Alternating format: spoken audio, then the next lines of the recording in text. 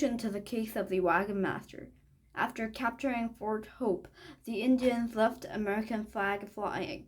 They did not know there were rules for displaying it, but Buck Cohorn had been a scout for the 4th Cavalry.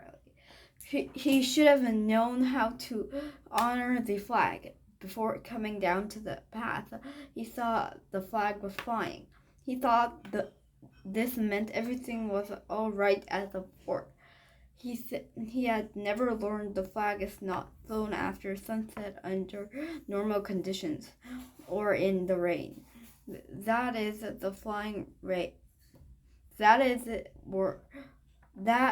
it was flying in the rain at midnight should have instantly warned him something was wrong at the fort.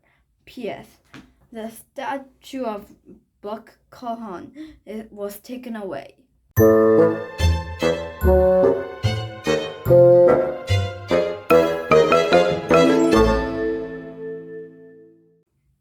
The case of Sir Biscuit Shooter. Leron Fisk came into the Brown Detective Agency walking on hands. Encyclopedia knew what an upside-down Leron meant. The circus one was in town. Leroy was the only boy in Idyllville who wanted to be an acrobat. He could read an entire comic book while standing on his head. "I bought you 2 tickets to the circus," he said, falling to his feet, "for you and Sally." "Boy, thanks," said Encyclopedia.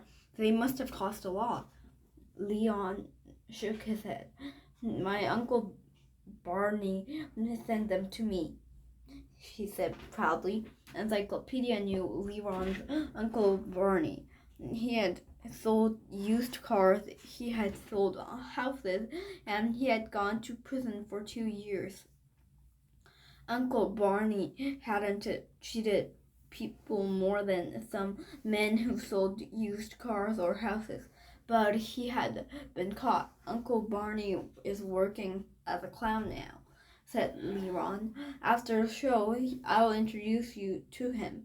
Leron did 5 backflips and he was out of the door. After lunch, Encyclopedia told Sally the good news. The partners caught the 2 o'clock bus to the circus grounds. Leron was there to greet them. He led them into the main tent and up the grandstand steps. The free seats were in the very last row. When the circus started, Encyclopedia searched himself a few times. The center ring was so far away that even the elephants looked like trained fleas. Leron rigged with delight when the clowns came on. His Uncle Barney first appeared at the rear end of a horse. Later, wearing pops and pens for armor, he clinked about the fearless English knight, Sir Godfrey Biscuit Shooter. When the circus ended, Leron took Encyclopedia and Sally behind the sideshow tents to meet Uncle Beanie. Trailers in which the performers lived and traveled were packed in 3 rows. "Hold it," said Encyclopedia suddenly. "There's some kind of trouble over there." He pointed to a trailer which a lion had painted on the side. A small group of circus people were gathered at the door. Now someone hollered, "Get the doctor!" "And get the new clown Bernie," shouted Kitty, the bareback rider. She was dressed in a tight pink costume and soft slippers. "He's the one who did it," The three children moved toward the cloud. Uncle Barney's in some kind of trouble, said Leon in a worried tone. As the doctor arrived, a woman in a coat stepped weakly from the trailer. She was holding her hand. That Princess Marta, the lion tamer, said Leon. She's the star of the show.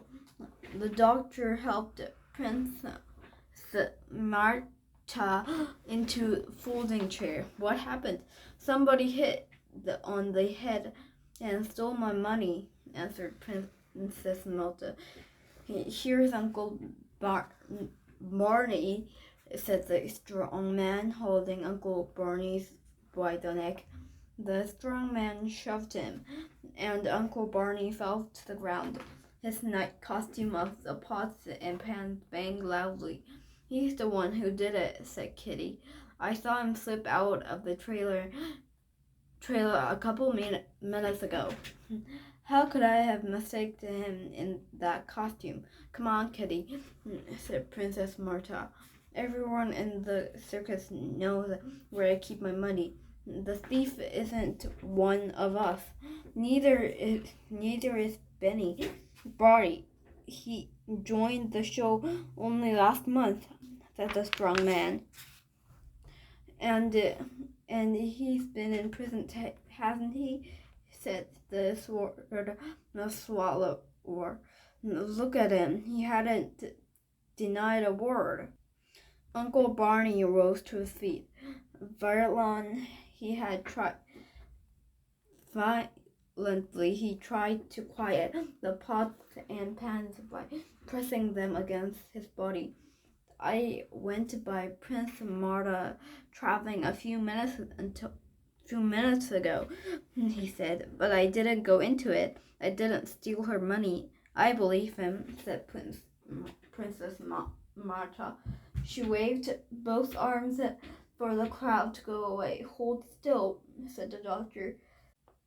You got us a lump on your head bigger than a candy apple. What did the thief hit me with? Asked Princess Marta. A midget held up a frying pan. Probably with this. I found it just outside your trailer. Well, it isn't mine, said Princess Marta. It could be Bernie's, said the midget. He got so many on him. You'd never know if one was missing. One were missing. You didn't get a look at the thief? asked the doctor. No, replied Princess Marta. I've never even heard of him sneaking in. I was sitting with my back on the door, knitting. All of a sudden, whomp, whomp, the lights went out. Ah, what's the sense of talking? Said the strong man. Barney's the thief, all right. He sneered at Uncle Beanie by the neck and shook him. Where did you hide the money? I didn't steal anything, Uncle Barney protested. You have to believe me. The crowd moved closer to him. There was a hum of ugly muttering. They're going to hurt him, exclaimed Leon. Encyclopedia? asked Cecily. Can't you do something? I can try. He stepped into the in front of Uncle Barney. This man didn't steal your money, he said to Princess Marta. Princess Marta regarded the boy detective with his amused interest. If you are sure he didn't rob me, tell who did, she said. I expect you know that, too. Yes, answered Encyclopedia, I do. Who was the thief?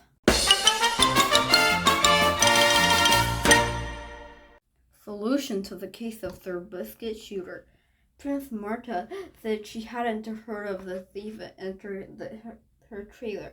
That proved that Uncle Barney was innocent, since he could not have entered her trailer without being heard. He rode his night costume of pots and pans.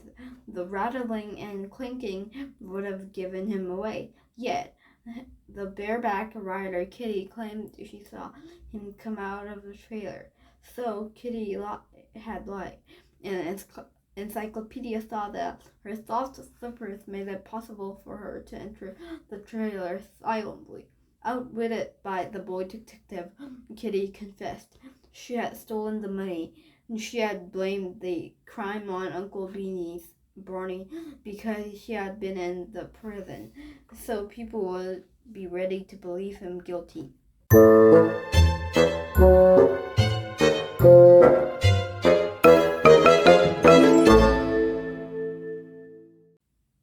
The Case of the Frightened Playboy.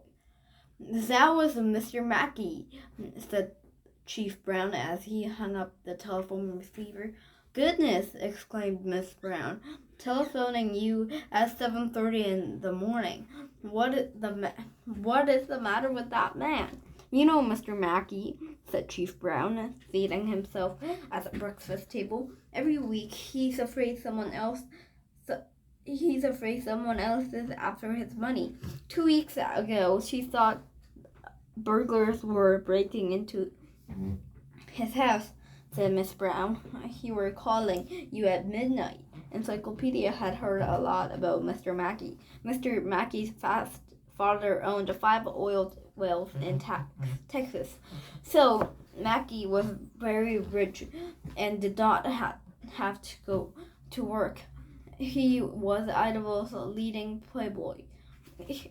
He out to give you all his money to poor and get a job, said Miss Brown. Then he wouldn't have to worry so much. What is afraid of now? Kidnappers? Last week he was afraid of kidnappers.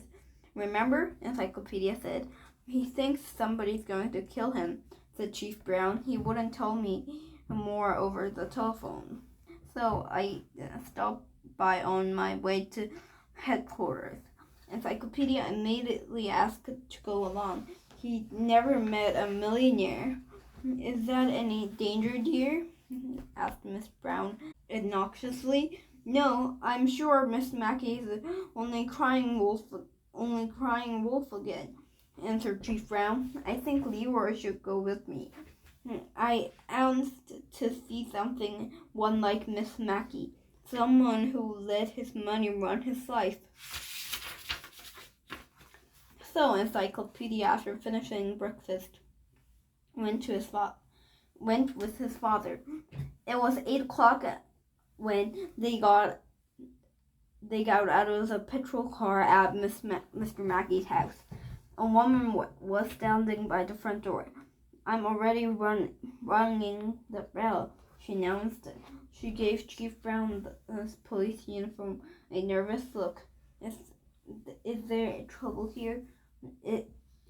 I come in answer to an ad for mine. Maid, I won't work in this house where there is trouble. Before Chief Brown could reply, the door squeaked. It opened normal than a crack. Miss Mackey peered out. Chief Brown, he said. Thanks heaven you've come. He swung the door open. He was wearing slippers and pajamas, and he looked like he hadn't slept a wink for 4 years. Chief Brown introduced Encyclopedia. Mr. Mackey smiled and shook hands. Then he noticed a woman. Who are you? He demanded. I'm Molly Haggerty, he answered. I came about that job for a maid. Oh yes, said Mr. Mackey. I forgot the moment. Well, come in. Inside, Mr. Mackey said. I'm sorry, Miss Haggerty.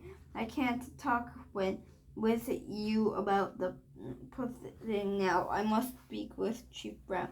But I'm a hungry as beer. Can you trouble you want to fix something to eat? You can find everything you need in the kitchen. Molly Haggerty asked the way to the kitchen and strolled off. Mr. Mackey led Chief Brown and Encyclopedia into the living room. Yesterday, I put an ad in the newspaper for a maid, said Miss Mackey. I had discouraged my old one, caught her snooping. I can't trust anybody. Do you live alone? Asked Chief Brown. Yes, except for a maid.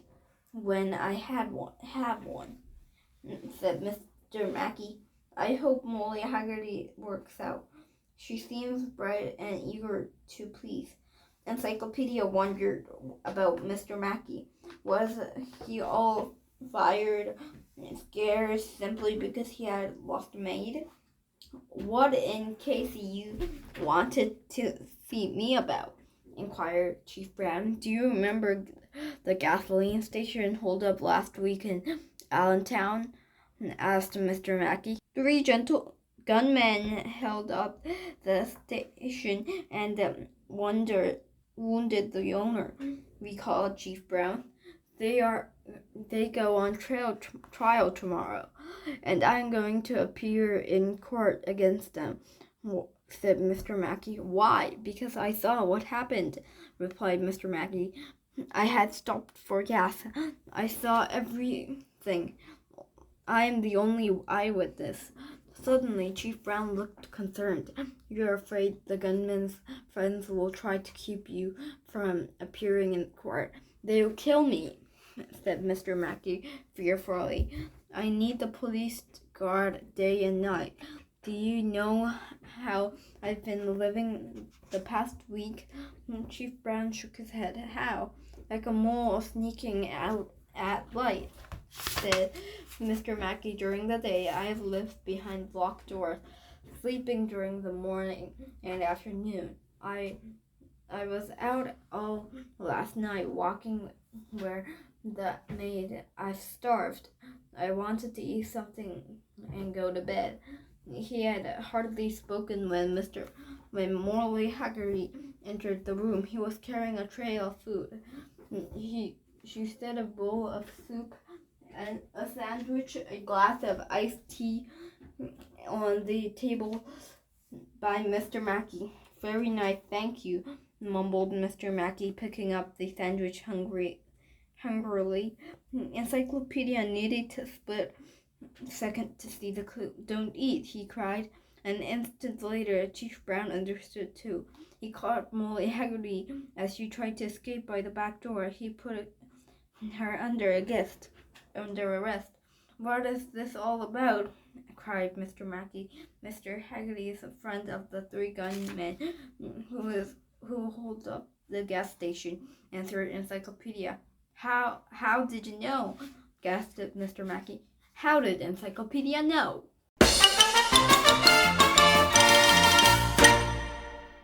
Solution to the case of the frightened playboy. Encyclopedia realized that Mr. Molly Haggerty knew too much about Mr. Mackey to be just a maid. She knew he went out at night and slept during the day. Seeing Mr. Mackey in his pajamas and slippers at 8 o'clock in the morning, a maid would have brought him a cereal, food, a toast, that is, breakfast. But Molly Haggerty brought him a light supper. Having trapped himself, he confessed, with other friends at the 3 gunmen who held up the gasoline station. He had been watching Mr. Mackey for days. She had answered his ad for a maid order to slip sleeping powder into his food. Mr. Mackey would have kept it hidden till after trial of 3 gunmen.